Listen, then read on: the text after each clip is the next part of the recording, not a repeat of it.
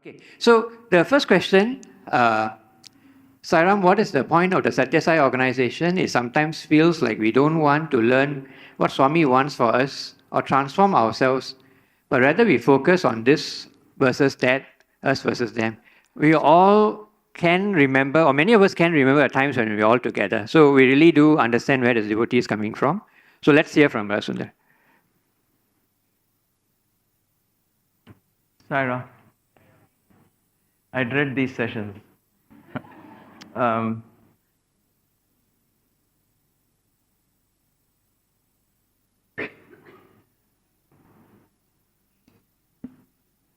I want to draw your attention to history when Jesus Christ lived and passed on. He was one person, he preached love and unity and faith and every good value that we learn from every master. But then 2000 years later, we have more than 100 or more Christianity organizations, with 1 billion people following that religion. Every one of them talks of Jesus' teaching and love and so on. The Vedas come from one source, the Vedas broke into 4. And each of those 4 has many shakas. You've heard of the Krishna Yajurveda, which is probably the most popular. You have the Krishna Yajurveda and Shukla Yajurveda, which is north of India. Then you have Rig Veda, then you have Sama Veda. And under Krishna Yajurveda itself, there are hundreds of shakas. There are more than 2,000 schools under the Vedas. Each one slightly different from the other. It's all basically the same, but each of them branching out. To me, I feel on one way to look at it is somewhere it is part of human consciousness to divide, I guess. And that's why Swami gave us a path of unity which is not easy. It's not easy to follow because it really calls upon tremendous amount of effort on each individual, each and every devotee of that to maintain unity in their mind, and that collectively reflects as unity in an organization. When that doesn't happen, at some level, we are all a reflection of what happened. So I wouldn't personally sit back and say they did this. I would say, Swami, I am sorry, I am part of this. Because we are, whether we like it or not, this is an extension of who we are. Whatever is happening in our world is because of what you and I do. Whether we cut trees or somebody else cut trees, but we buy the homes, we drive the cars, somebody else is polluting the environment. We are all part of whatever happens. So we are all responsible for it. And having said that, I don't want you or I to feel guilty about this. I want you to understand the philosophy behind it. And though we rise above this them versus us and they versus our, Swami was the one and only figure holding us all together, right? It wasn't your effort, my effort. It was him.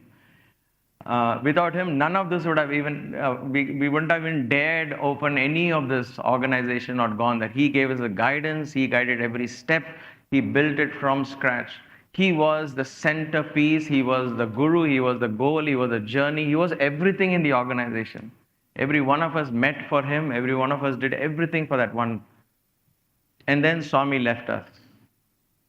When Swami passed on, even to this day, for those of us, in fact, in our generation, so many of us who have seen him, who have been with him, cannot still overcome that vacuum that he has left. Nobody can fill that vacuum, right? Nobody can even come closer to filling that vacuum. No guru or no God, nobody can fill the vacuum Swami has left. Why did this happen? I think it is devotees collectively in their own way, their way of dealing with this grief. It is at a subconscious level, an unconscious level that has made this split happen. This is our way of dealing with grief.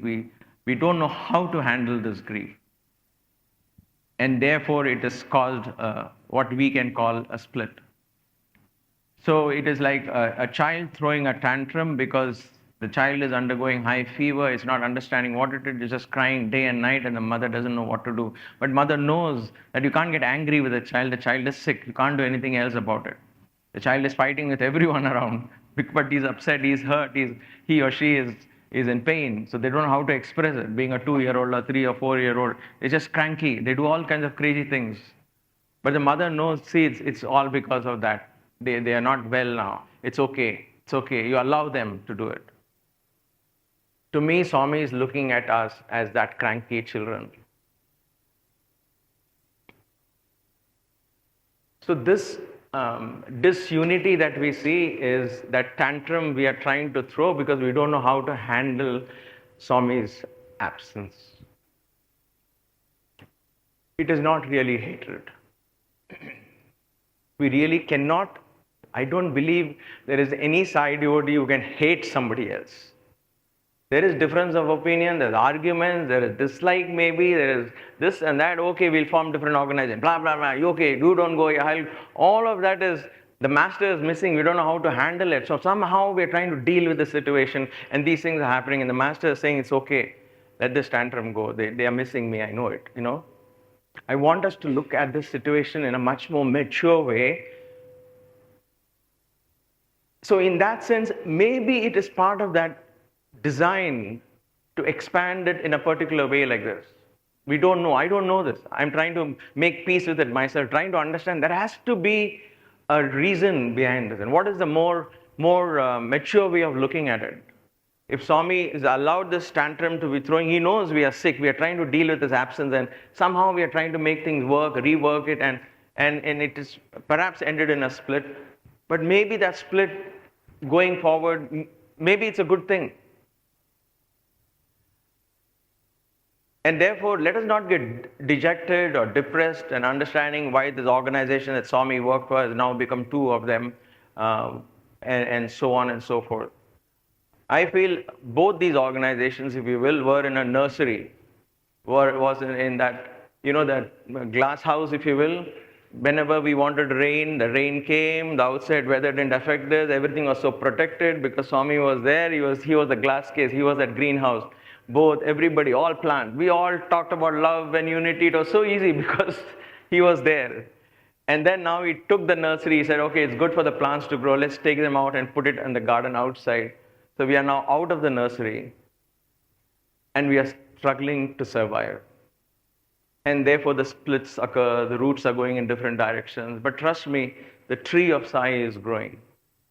History won't remember these things. So don't remember this. Don't take this to your grave. Just offer these feelings to Swami. Let that not be any feelings of negativity and hatred or dislike or disrespect.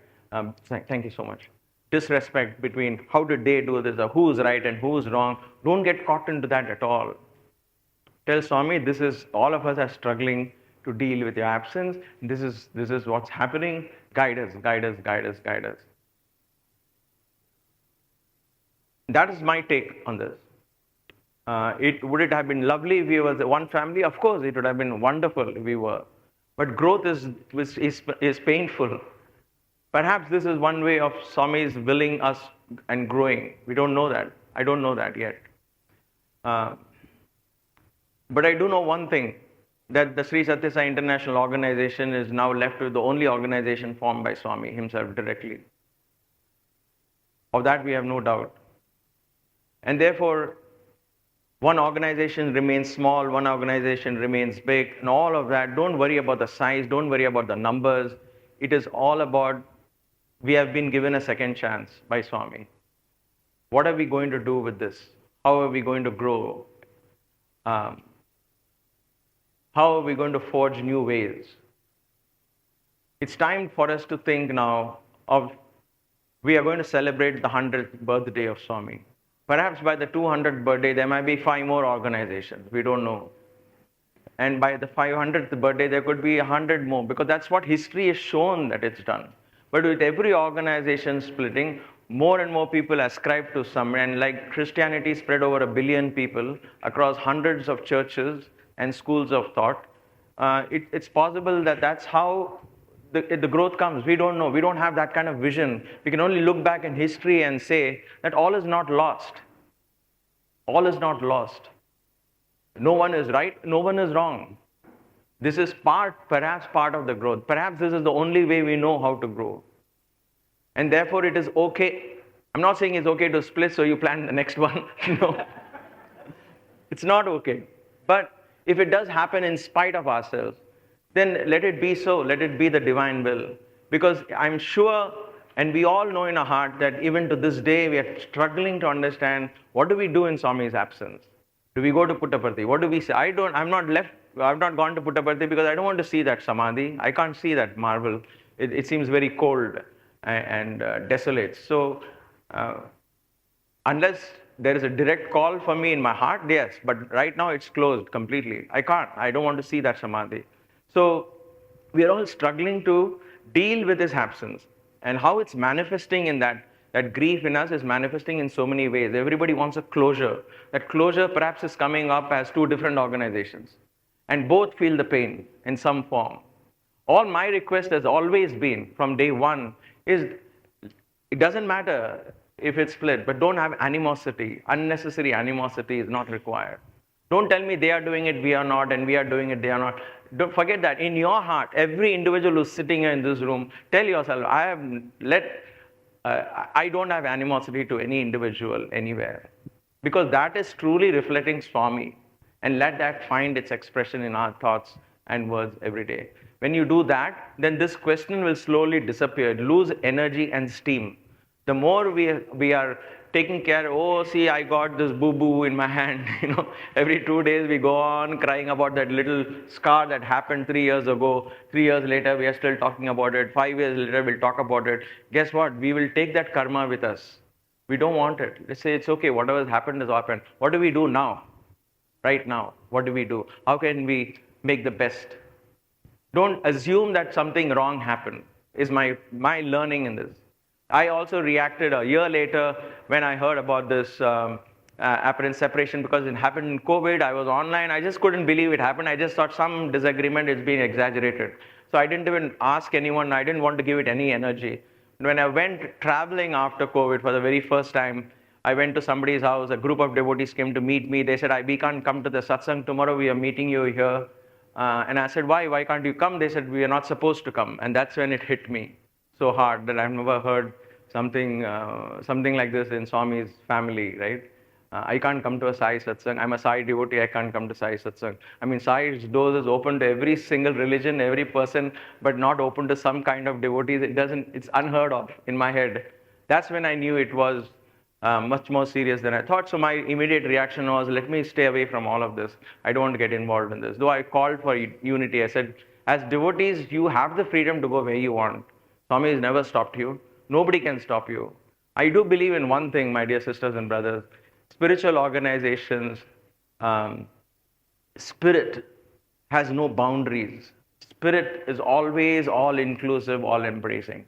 If anybody teaches you or anyone tells you or you think of us, the thoughts, us versus them, or we can go here, we can't go there, and this and that, then you're killing the spirit within you.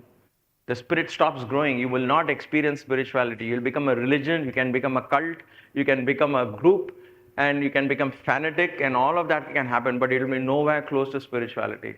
Spirituality is about all inclusiveness. So each and every individual, at least in this hall, open your heart and ask yourself, nobody can stop me in search of my God. Where I want, I will go. Any satsang I want, I will go. Any speech I want, any bhajan I want, I will go. Nobody can stop me. Because that is my right as a Sai devotee, to go anywhere I want, and that's the teaching of Swamis, right? That is what you should follow that heart, and I urge that. And that will automatically, that sense of unity will prevail among individuals. Even though technically there could be 2 or 3 or 4 or 5 organizations, in heart to heart there will always be a connection because we are all free to mingle as family wherever we want. Doors can never be closed for one particular sect of people versus the other sect of people. So it is time for us to move away in our thoughts, in our conversations, in our engagement. We should start moving away from this. Why this happened? And it's over. It's past. It's time to move on. Let's not cry over spilt milk. It's over and gone. But let's try to recreate back the atmosphere of love and unity and freedom of spirit. It's my earnest prayer that we do that, because with 100th birthday, it's a new paths have to be opened. A new level of thinking has to emerge. Don't get stuck in that same. Take this as now stepping stone. Next 60 days, let's say after the 100th birthday, no more. It's a new lease of life, if you will. We have given back that youth to grow again. If some of you feel the SSIO has become very small in number, I would say that's a gift Swami has given you to grow again. Sai organization was small in the 70s and 80s. Nobody complained. They were enthusiastic about being small, right? And that small grew again. So you grow, they grow, let everyone grow, let everyone tune into wherever their heart guides them to. They find their God in some other organization. Let them find, and let us all grow. And in that growth, Swami's mission is being fulfilled. Satya, Dharma, Shanti, Brahma is being fulfilled. So the real problem would be one organization says we are going to go against Swami's principles. But no, it's not, right? Whether it is the Global Council, whether it's the Sathya Sai International Organization, we're all following Swami's principles, except the fundamental principle of unity for some reason didn't happen, we think. But perhaps that is part, like I said, these are all close devotees to Swami. They were struggling with Swami's absence, all of us, every generation, and for that something happened, and perhaps it was Swami's, I'm saying perhaps because I really don't know, so pardon me for that. It was Swami's will that, okay, let them flower separately, and let both grow. So we are like two eyes of Swami, two hands of Swami, if you will. So let us embrace each other in spirit, in our thoughts, in our feelings, and let not harbor any kind of dislike or something. It's just completely unacceptable in Swamis in family. So at least from our side, or whatever that is, let's bring that into our life and begin to move on and say, let's grow fresh. What has happened has happened. What do we do now? At this moment, how can we take Swami's message to... There are more exciting things you could do. How do we open doors to other people in the community? What exciting things can we do? Explore new possibilities. Argue about new ways of taking Swami into the community. Have discussions on those, because those are exciting things, like husband and wife fighting, which color on the wall will suit better, or where that sofa will go in which part of the room. But great, but bring the sofa into the room, paint the wall, make it a new looking house. You may not get the color you like, but you'll have a new color at least. So with that, let us look at something very positively, open our heart, and include everyone in our heart and consciousness, and sleep at peace knowing that Swami is allowing this to grow in a manner we can't even fathom. So let us play our role, whatever that role is, at this moment in our lives. Thank you.